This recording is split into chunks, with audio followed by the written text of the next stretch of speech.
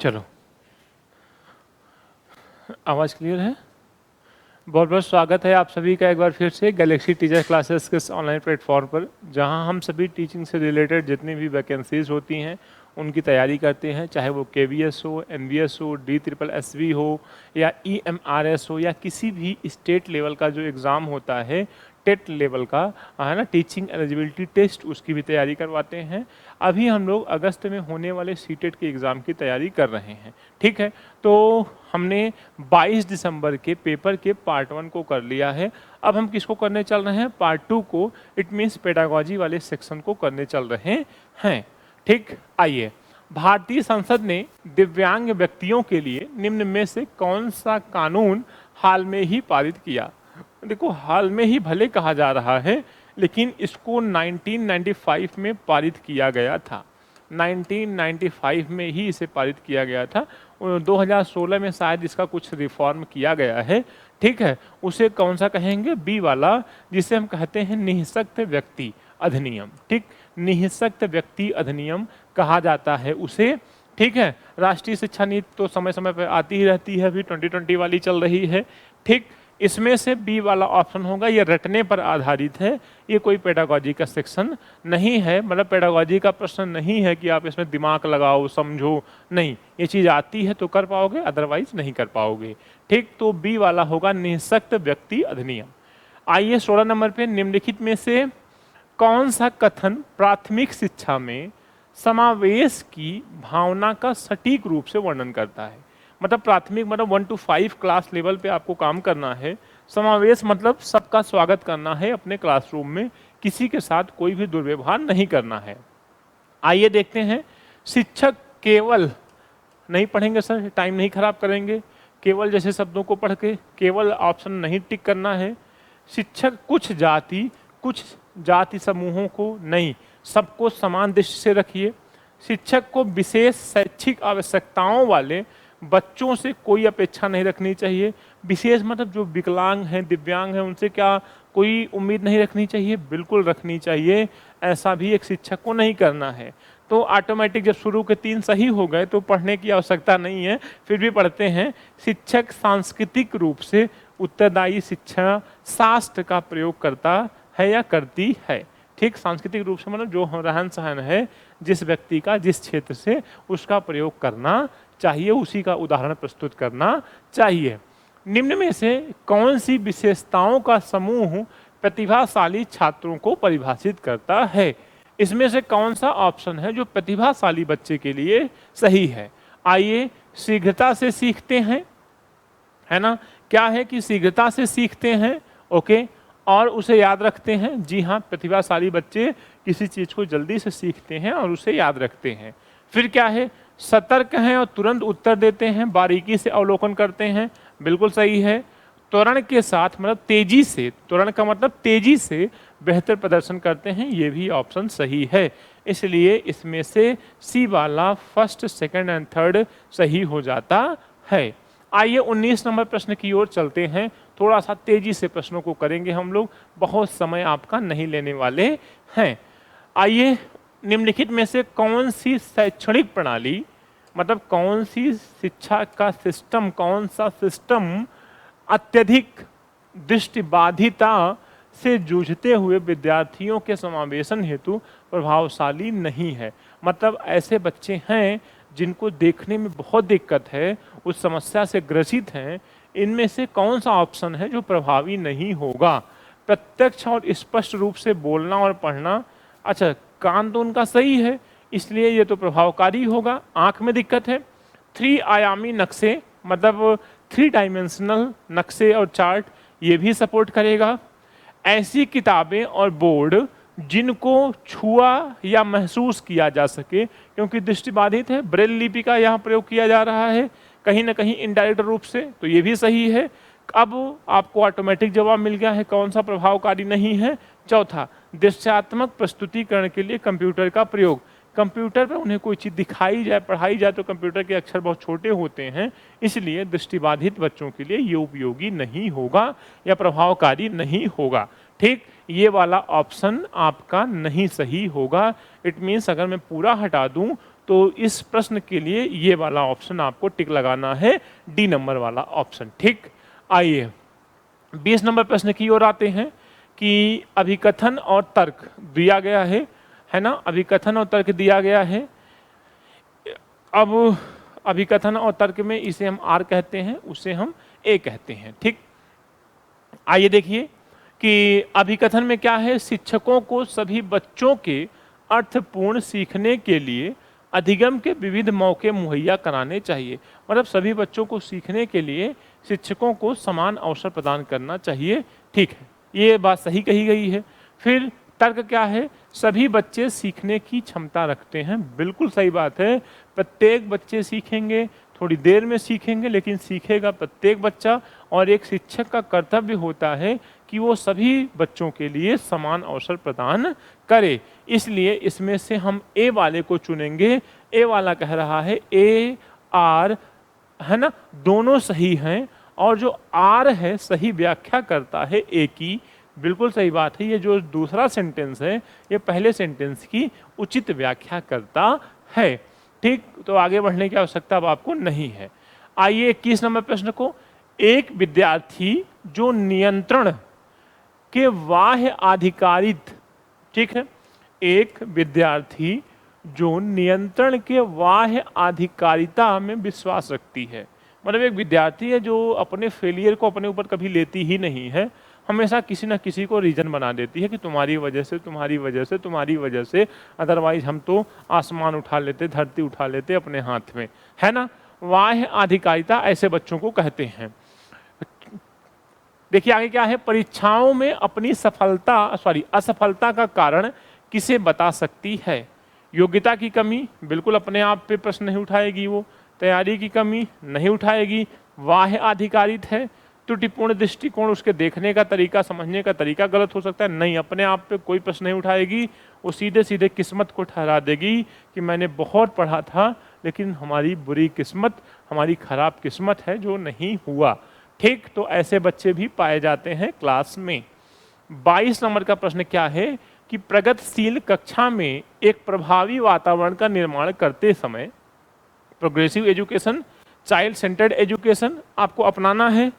ठीक है, child centred education या प्रोग्रेसिव एजुकेशन आपको अपनाना है।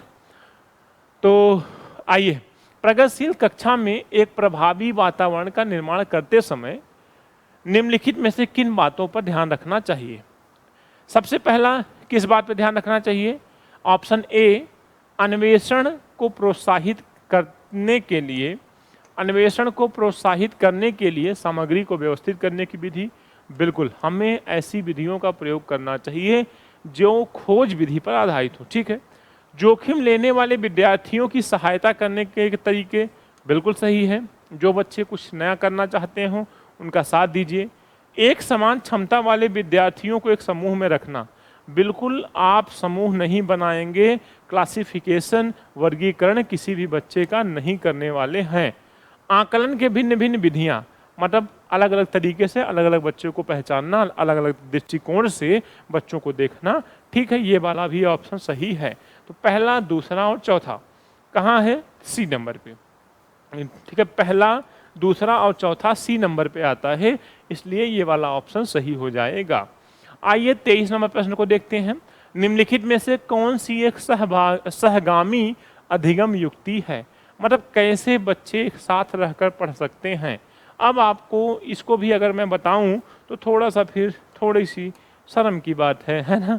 कहने का मतलब ये तो साफ साफ कह रहा है, सहगामी अधिगम मतलब आपस में पारस्परिक रूप से प्रश्न करना, क्रमबद्धता मतलब अलग अलग तरीके से ढालना, मतलब किसी एक के हिसाब से किसी को रखना, सामाजिक पृथक्करण आप सपोर्ट करोगे नहीं।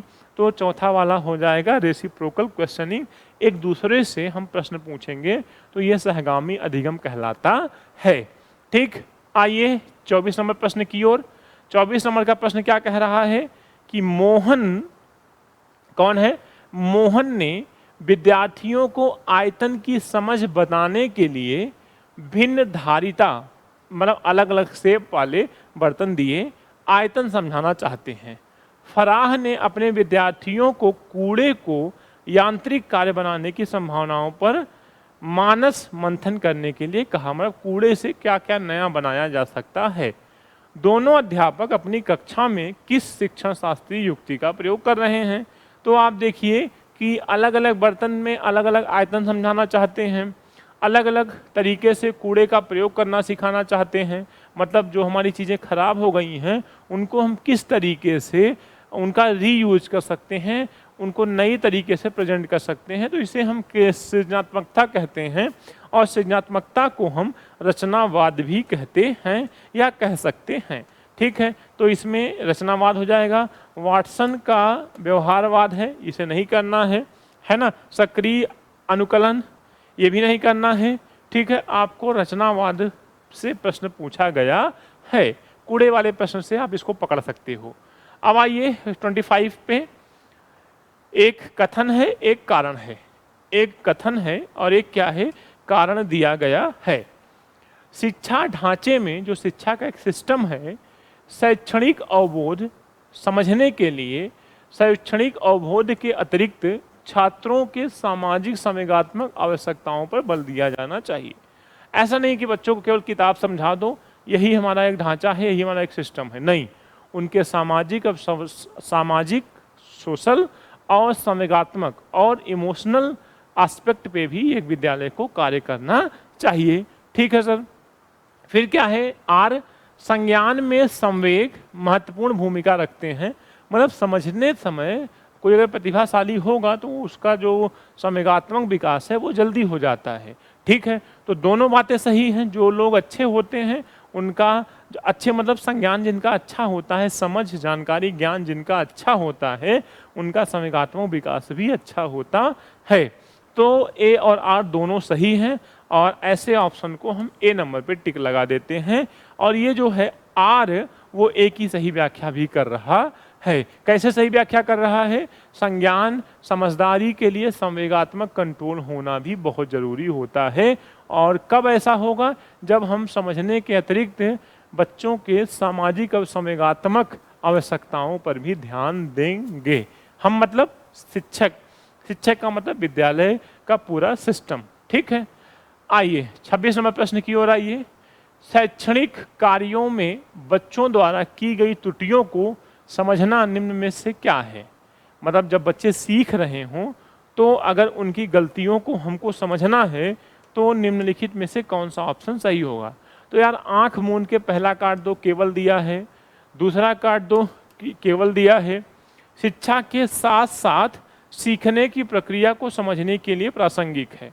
ठीक है, फिर क्या है, शिक्षण या सीखने से संबंधित किसी भी क्षेत्र के लिए प्रासंगिक नहीं है। ऐसा नहीं है, जब कोई बच्चा गलती करता है तो हम ये समझते हैं कि वो कितना समझ पा रहा है और कहाँ नहीं समझ पाया जो गलती किया। प्रासंगिक का मतलब कितना सही है उसका, उस बच्चे को समझने के लिए। ठीक, तो जब आप कहीं गलती करते हैं तो एक शिक्षक समझता है कि आप इस चीज़ को समझ नहीं पाए हो, इसलिए गलती की हो, और उसे दोबारा समझाता है, फिर आपसे दोबारा गलती नहीं होती है। तो इसमें कौन सा ऑप्शन सही हो जाएगा, सी वाला ऑप्शन सही हो जाता है। अब आइए 27 नंबर प्रश्न की ओर कि निम्न में से समालोचनात्मक चिंतन क्या है, क्या शामिल है। क्रिटिकल थिंकिंग क्या है।